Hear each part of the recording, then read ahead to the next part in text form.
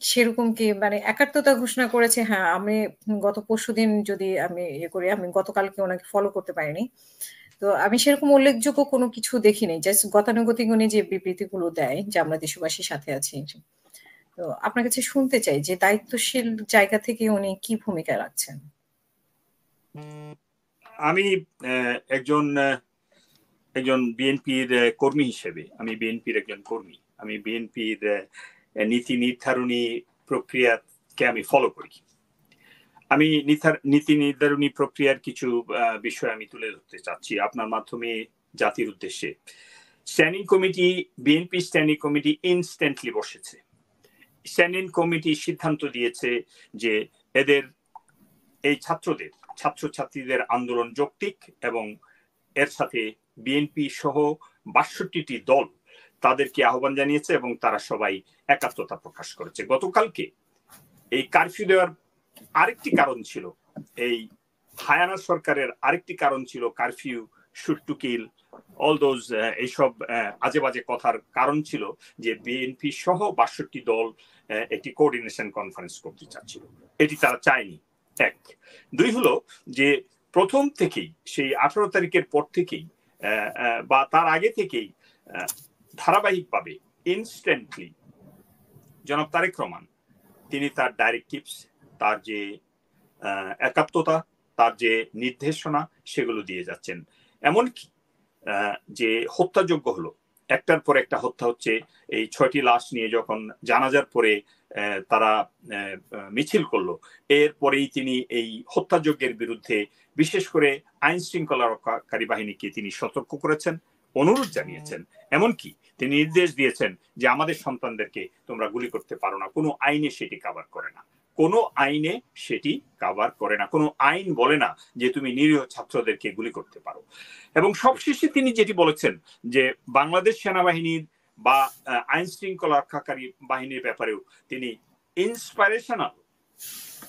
তিনি সবাইকে বলেছেন আপনারা সবাই দেশের নাগরিক, আপনারা এদেশের স্বাধীনতার সার্বভৌমত্বের প্রতীক, আপনারা বিশেষ করে সেনাবাহিনী এই দেশের সর্বশেষ ভরসা। সুতরাং সবাইকে এই জাতির স্বার্থে, স্বাধীনতার স্বার্থে, সার্বভৌমত্বের স্বার্থে, বিশেষ করে আমাদের প্রাণ, আমাদের যে ছেলেমেয়েরা যারা আমাদের বর্তমান এবং ভবিষ্যৎ, তাদের স্বার্থে এবং তাদের যৌক্তিক দাবির স্বার্থে আপনারা তাদেরকে সহযোগিতা করবেন। এই সরকারের এই পেটোয়া বাহিনী বা এই র্যাব, এই পুলিশ, এই সোয়াট কিংবা এই ছাত্রলীগের গুন্ডারা যাতে তাদের অস্ত্র ব্যবহার করতে না পারে, এ ব্যাপারেও তিনি সাবধান করে দিয়েছেন। সুতরাং আমার বিশ্বাস এই মুহূর্তে পলিটিক্যালি, এথিক্যালি, সোশ্যালি এবং একজন সিটিজেন হিসাবে, নাগরিক হিসাবে কনস্টিটিউশনাল রাইট যেগুলো আছে সবগুলোই জনাব তারেক রহমান তিনি এক্সারসাইজ করছেন। তিনি তার ইনস্ট্যান্টলি তার ল্যাপটপে এসে তিনি ইনস্ট্যান্টলি 5 মিনিট 10 মিনিটের জন্য হলেও তিনি রেগুলারলি বিবৃতি দিচ্ছেন এবং তিনি মুহুর্মুহু মিটিং করছেন এবং বিশেষ করে স্ট্যান্ডিং কমিটির যে সিদ্ধান্তগুলোকে দ্রুত যাতে বাস্তবে রূপ নেয় সেটি করছেন। তবে এখানে একটি কথা বলতে চাচ্ছি, এখানে একটি বিশেষ কথা বলতে চাচ্ছি। বিএনপি যদি আজকে থেকে 2 সপ্তাহ আগে বা 1 সপ্তাহ আগে সোচ্চার হয়ে মাঠে নামতো, তাহলে কিন্তু এই সরকারের যে সারা 16টি বছর যে এক্সারসাইজ করেছে তারা কথায় কথায় বিএনপি, জামাত কিংবা অন্যদেরকে ঘাড়ে তারা এটা অনেকের প্রশ্ন কিন্তু এটা যে বিএনপি যে ভূমিকা থাকা উচিত ছিল মানে শুরু থেকে সে ভূমিকায় ছিল না। এবং আপনার এখন যদিও একাত্মতা ঘোষণা করা বা আমার মানে একটি নাগরিকের উপরেও গুলি চলবে দেওয়া হবে না, এগুলো তো একটা গতানুগতিক বিষয় আর কি। তো আরো কিছু দায়িত্বশীল জায়গা আশা করেছিল, আপনি আপনার ইমোশন থেকে আপনি যে প্রশ্ন করছেন, আমি মানে এটা আমার ইমোশন না, আসলে আমার মনে হয় যে বিএনপির অনেকেরই ইমোশন, যারা তৃণমূল, যারা প্রবাসে বসবাস করছে, তারাও এরকম অনেক কিছুই আশা করেছে। সবার হয়ে হয়তো আমি বলছি বিষয়টা, আরো ঘটনামূলক আরো কিছু আশা করেছিল, সেই জায়গাটা আসলে আমরা হয়তো মিস করছি। আমি এই সংবেদনশীল স্থানটাতে আপনাকে যে উত্তরটা দিচ্ছি সেটা হলো যে হাসিনা আসলে এই জাতি অনেক বেশি পাপের ভারে ভারাক্রান্ত, অনেকগুলো পাপ হয়ে গেছে। আমাদের ভোটাধিকার নেই, আমাদের ব্যক্তি অধিকার নেই, আমাদের সাংবিধানিক অধিকার নেই, আমরা ভোট দিতে পারি না, আমরা আমাদের চাকরি পাই না, আমাদের এই কোটার মাধ্যমে 101% কোটা শেখ হাসিনা নিয়ে গেছে, সেভাবে নির্যাতিত হচ্ছি, আমরা গুম হচ্ছি, আমরা খুন হচ্ছি। আমি কেন জেলে যাব? আমি মেজর সিদ্দিক কেন জেলে যাব?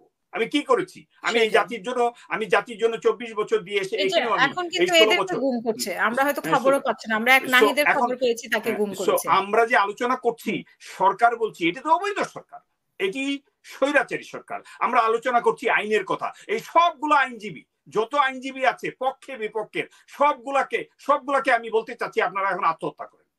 এই আইনজীবীরা কি করেছে? সুতরাং প্রশ্ন করলে সেনাবাহিনী কি করেছে, এই পুলিশ কি করেছে, র্যাব কি করেছে, প্রত্যেকেই আমরা দায়ী। এখন এই মুহূর্তে সব দায়িত্ব কাঁধে নিয়ে, এই মুহূর্তে সকল দায়িত্ব কাঁধে নিয়ে রিটায়ার্ড অফিসার, সার্ভিং অফিসার, সবার দায়িত্ব কাঁধে নিয়ে আমাদের ছেলেমেয়েরা আত্মাহুতি দিচ্ছে। সুতরাং ইটস এ শেম।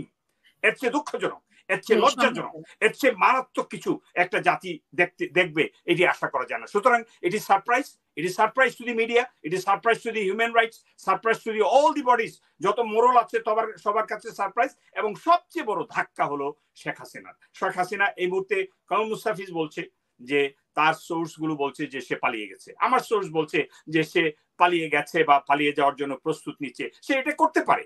এই যারা কাপুরুষ, যারা ভীত, যারা খুনি, যারা রক্তপিপাসু, তারা কিন্তু তাদের আরেকটি স্টেপ রেডি রাখে। হেলিকপ্টার যে কোনো সময় তাকে নিয়ে যেতে পারে, তার জন্য জেট আসতে পারে। আমার বক্তব্য সেখানে না। আমার বক্তব্য হলো, আমার এই সন্তানদেরকে, এই 400 মানুষকে আপনি ফিরিয়ে দিতে পারবেন?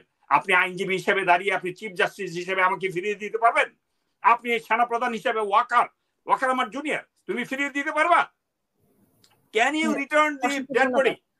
সো আমার বক্তব্য হলো যে এই মুহূর্তে একটি দাবি, সারা জাতির কাছে আমার একটি আহ্বান, আমার একটি অনুরোধ, আজকে দেশে প্রবাসী যে যেখানে আছেন তারা আমাদের সন্তানদের পাশে দাঁড়ান। আমার সন্তানের পাশে, আমার সন্তানের চেয়েও ছোট হয় না, আমার সন্তানের পাশে দাঁড়াতে হবে। এবং এই মুহূর্তে আলতাবালি থেকে ডাকছে, অল দি টেলিভিশন ডাকছে, আমি সবখানে যেতে পারছি না, বাট একটা করে যাচ্ছি।